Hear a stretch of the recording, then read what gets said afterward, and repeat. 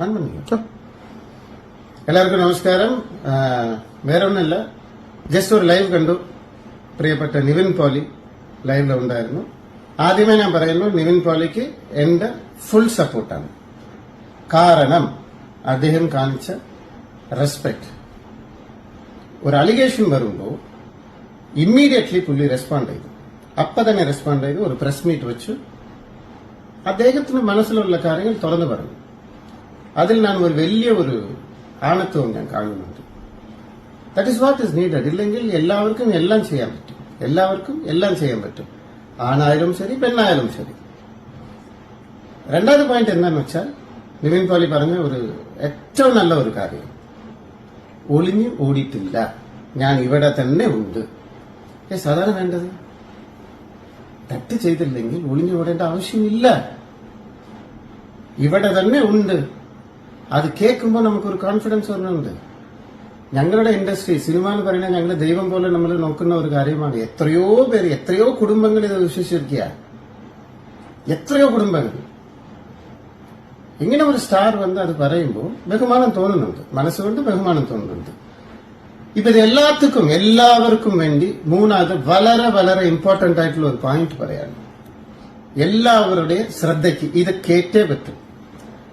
ഒരാൾ ഇന്നൊരാളെ കുറിച്ച് അലിഗേഷൻ പറയാം, ആണോ പെണ്ണോ, നിയമം ഇതാണ്. ആദ്യം ഇത് മനസ്സിലാക്കിയാൽ കേരളത്തിൽ ഇത്രയും പ്രശ്നങ്ങൾ ഉണ്ടാവില്ല. തെളിയിക്കേണ്ടത് ആരുടെ കടമ? ഇപ്പൊ നിവിൻ പോളി മേലെ ഒരു പെണ്ണ് അലിഗേഷൻ കൊടുത്തിരിക്കുക. തെളിയിക്കേണ്ടത് ആ പെണ്ണിന്റെ കടമ, നിവിൻ പോളിയുടെ കടമ അല്ല. ഫസ്റ്റ് അത് മനസ്സിലാക്കുക. കംപ്ലൈന്റ് കൊടുത്തവരാണ് തെളിയിക്കണം. അല്ലാണ്ട് കംപ്ലൈന്റ് കൊടുത്താൽ അതിന്റെ അലിഗേഷൻസ് നിയമപരമായിട്ട് അവർ ഫേസ് ചെയ്യണം. അപ്പൊ നിവിൻ പോളി ഏത് അറ്റം വരെ പോകുമെന്ന് പറഞ്ഞിരിക്കുന്നു. അപ്പൊ ഈ പെണ്ണ് ഡെഫിനറ്റ്ലി അത് അനുഭവിക്കേണ്ടി വരും. ഇനി ആണായാലും പെണ്ണായാലും നിങ്ങൾ ഒരു അലിഗേഷൻ തരുവാണെങ്കിൽ ആദ്യം നിയമം പഠിക്കുക. അതുകൊണ്ടാണ് എല്ലാവരും പേരെടുത്ത് പറയാനുള്ളത്. പേരെടുത്ത് പറയുന്നില്ല, മനസ്സിലാക്കണം. വലിയ വലിയ സ്റ്റാർസ് വേറെ ഒരു സ്റ്റാറെ കുറിച്ച് പറയുമ്പോൾ ഞാൻ പേരെടുത്ത് പറയുന്നില്ല.